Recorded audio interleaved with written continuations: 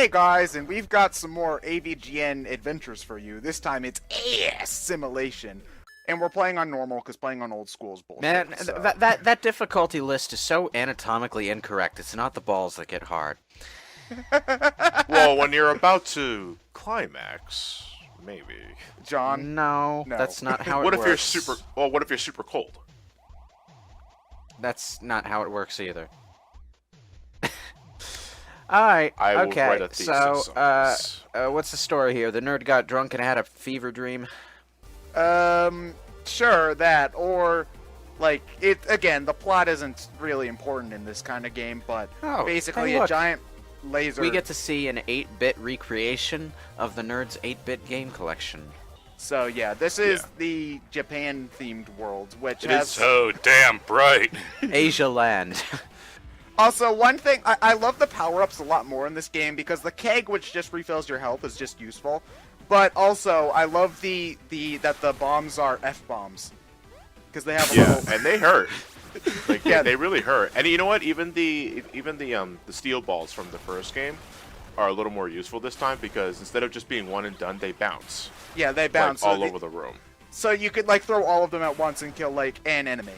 No, what they should have done was let you play as the Nostalgia Critic, because that's his thing. He yells the word nerd.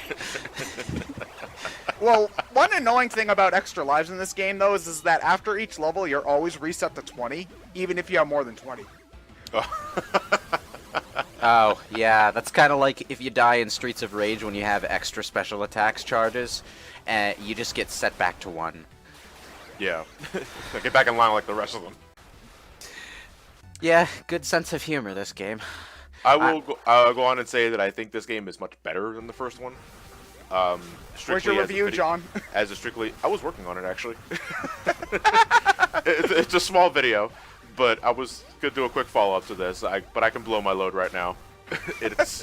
I think it's overall a much better game than AVGN 1, because I think you don't even have to be a fan of the nerd to enjoy the game. Did cut out deaths, like in my first playthrough. You can see like that there's how question marks in that where you should cutscene. get They cutscenes. had the Nostalgia Critic drop down, like onto the conveyor belt, and then just slowly slide back along it as he's just standing there. Hi, Proto Man.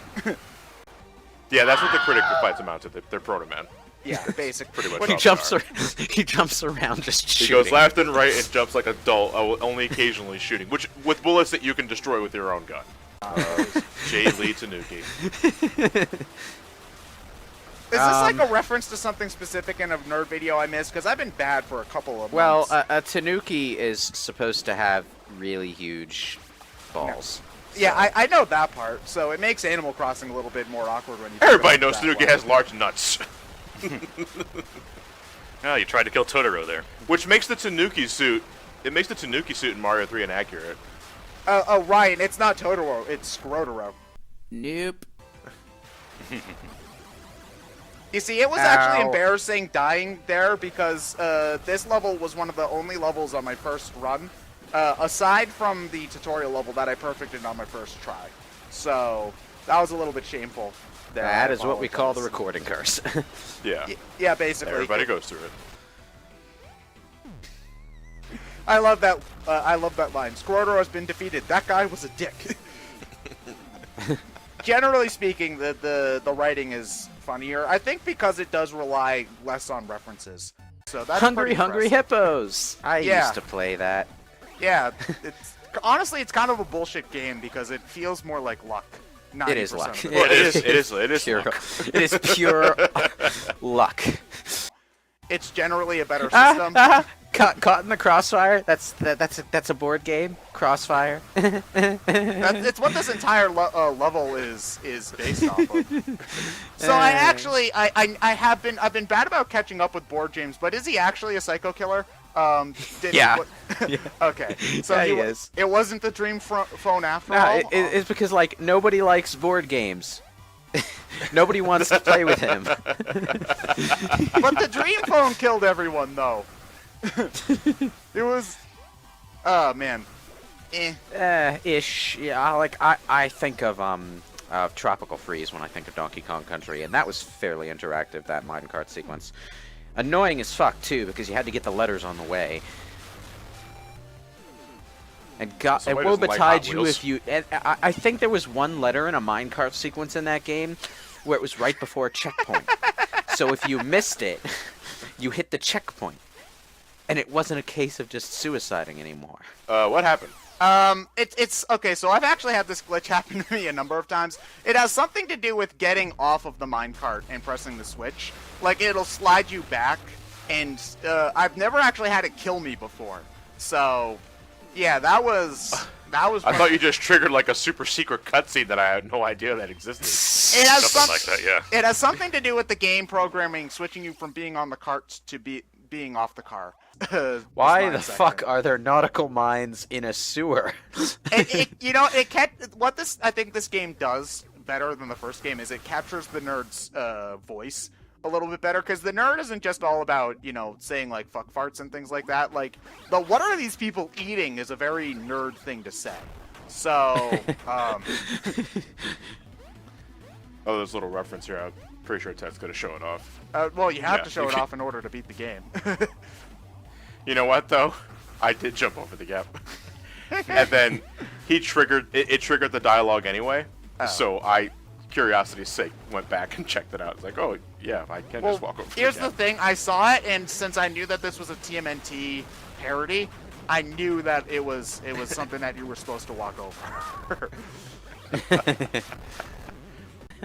Yeah, that's like, that's actually something that's really annoying. If you're playing like I would not walking into the death blocks once. Okay, fine, that's the dumb move. Fool Twice me in a once, row. shame on you. Fool me twice, shame on me. Fool me 3 times, well now I just suck. Well, you want to hurry because the goddamn crocodile's coming after you. He's not instant kill though. He isn't? No. He's not instant kill. He just hurts. You think he would be, but no. Yeah. Oh god. Oh. Yeah, most of the time you're going to be dying in this stage because you're rushing and you land face first into one of the mines. I would have cut it out, but then the video would have been less than 10 minutes long, and this isn't 2007, so that's not acceptable anymore. We have to hit 10 minutes, otherwise I can't put an ad at the end of the video.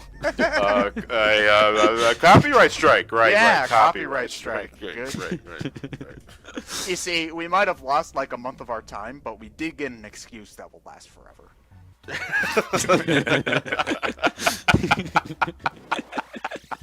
Battle frogs. Starring herpes. That is not a battle frog. That is... It's herpes, genital warts, and gonorrhea. I think, which is I'm pretty sure are the names he gave the Battletoads. Named after 4 great Renaissance shit posters. No, the reasons for the Battletoad being named after gross stuff is because the Battletoads themselves were named after gross stuff. Oh god damn it!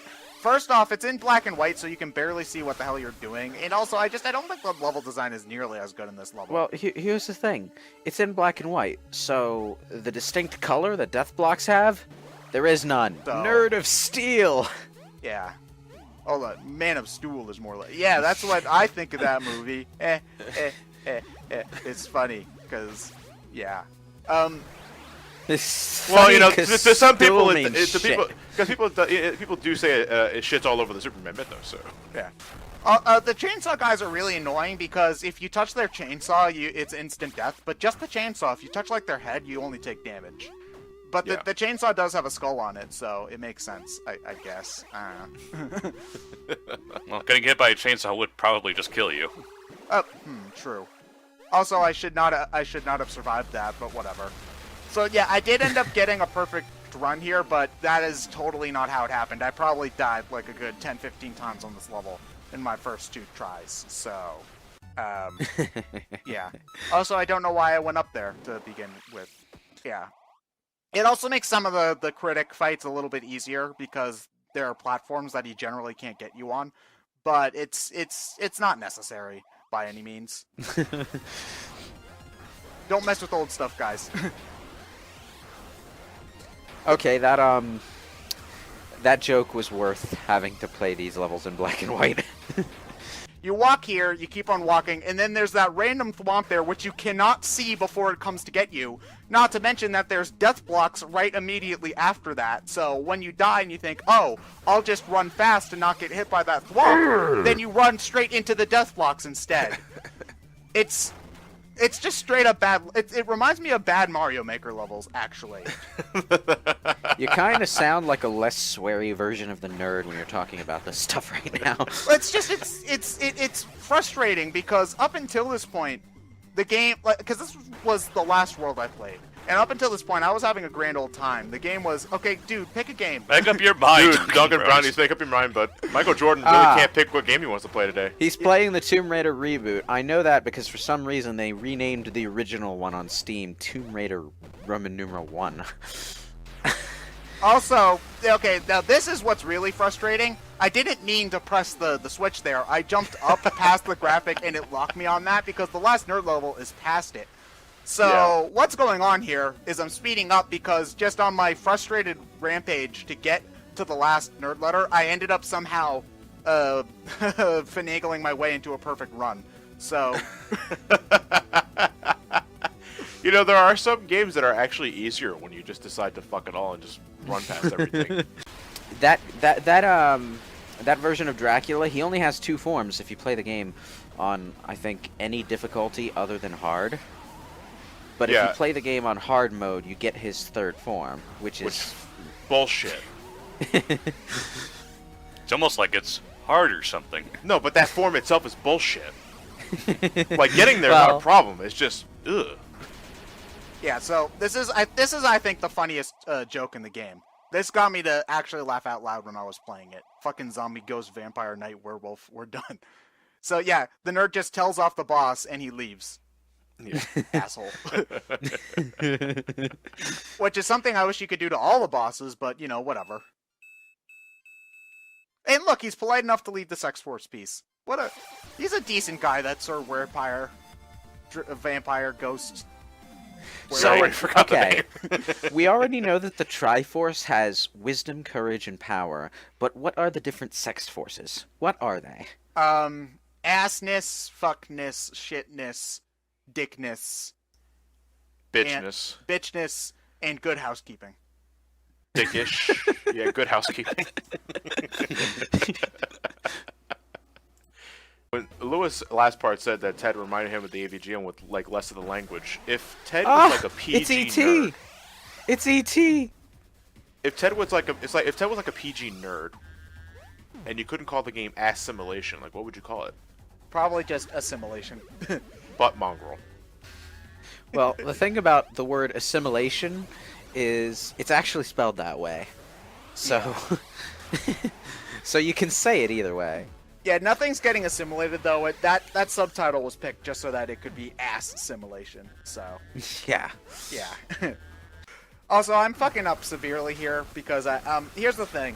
You're not. I beat this level without the cape the first time, so I'm trying to cheese past it with the cape. Ironically, ending up with me dying more than if I had just Just play it normally. Yeah. Although this must have been John's favorite level because all of its flip-flop and gravity bullshit. Why? Well, you know, that stuff is more annoying in the sense of when you're walking around on things. This looks more like it's Ted. No. yeah. How the hell did that work? This looks a lot more like it's focused on Get the checkpoint. bouncing between ceiling and floor. Yeah, like like that. Well, the It's thing like- with like Prince of Persia is not so much indicative to where the game takes place. It's where the setting, the origin of the character. So. Yeah, but then the prince in Prince of Persia 2008 isn't even a prince, or at least it's never not explained even why. Persian. Like he doesn't call himself the prince either. I don't think he's just considered the prince for gameplay purposes. The Fresh Prince of Persia. The fresh. You know what? That fits perfectly. The Fresh Prince of Persia, because he's a smart ass. Is he played by a white guy? Yeah, he is. Which, Also, I didn't touch the checkpoint here. I just realized, so I'm really lucky that I didn't die to the critic, because I would have been kind of boned. Yeah, you would have been. I know that the critic makes a cameo in the AVGN movie. What does he do, or is he just like? Oh, in the he background? there's a sequence where all of the ET cartridges in the world are being sucked away from their owners for reasons, and he's putting one in his system, and it flies out, and I forget what the nerd does. It's basically just a moment that they use as an excuse to squeeze in a whole bunch of cameos, because basically everyone who owns an ET cartridge in that sequence is a cameo from somewhere, and that's where the nerd appears. I remember, not the nerd, the critic. I remember the critic's cameo being funnier than the others, though. So, it's really zippy and zaggy and ziggy and stuff. Ziggy Stardust. Zoop zop zoopity boppy.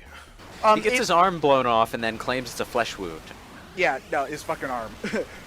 Now, here's the thing. The dick missiles, you actually want to aim them into him because your gun does shit damage on him. He got his arm blown off, and he's still fighting. His other fucking arm, too. My other fucking arm. That happens in the movie, I think. Yeah, so... Yeah, but you don't necessarily have to have the missiles collide with him. You can blow them up, and if he's in the explosion radius, he'll still take damage, but... Okay. He's a fucking scorpion. Anyway, this is easily the hardest level in the game, although I still think it's nowhere close to the difficulty of the last level in the first AVGN game, so... No. It's the Virtual Boy! I love the Virtual Boy. It's kind of random for the last level of the game, but whatever. I like this level a lot. And I got really happy that they remixed Laughing Joke and Numbnuts for the music. So... Yeah. I think it's a great theme. This reminds me so much of the video footage that the nerd showed of the Wario game. I think it was a Wario game. I've actually been rewatching old nerd videos a lot recently, and I just watched the Virtual Boy one. So yeah. That Mega Man video was so good. I found myself watching old nerd videos after I watched it too. It's like the glory days. I don't know why, but that's just so much funnier than his other videos lately. The visibility in this isn't actually much worse than playing on an actual Virtual Boy. If you're missing an eye, if Big Boss was playing Virtual Boy. Well, yeah, if you're missing an eye, I suppose you'd have better visibility if you had both eyes on the screen rather than looking at it through a camera like the nerd had to do. But, yeah... I've actually had the displeasure of experiencing Virtual Boy last year after too many games, and I'm never doing that again. You're not going to buy a Virtual Boy just to have one? No. Well, to have one, that's a different story. Everyone's got a Rob. I don't. Well, you don't, but you should. I got a Rob Amiibo. Well, you should have. enough. You should have a Rob on your shelf somewhere, because that's like a requirement for every video game reviewer who uses a video game collection in their background. Just stick a Rob somewhere back there. So this is the final boss, which is honestly my least favorite boss in the game, I would say.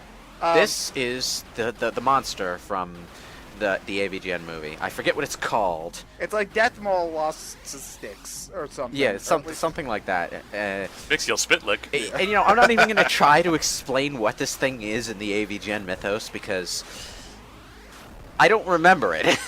There's this really long, convoluted bullshit ad-lib thing that one of the characters goes on to explain the meaning of the universe, and it turns out at the end of the movie, out of nowhere, that he was completely spot on. Is he voiced by Gilbert Gottfried? No, I'm going to make a safe assumption and say no. How many people lost their homes after the fight? Doesn't matter. Nothing matters. They pay just about as much attention to that as your average Power Rangers episode. You cut out 5. Yeah, 5 deaths, which I think took me like 10 minutes, so you're welcome.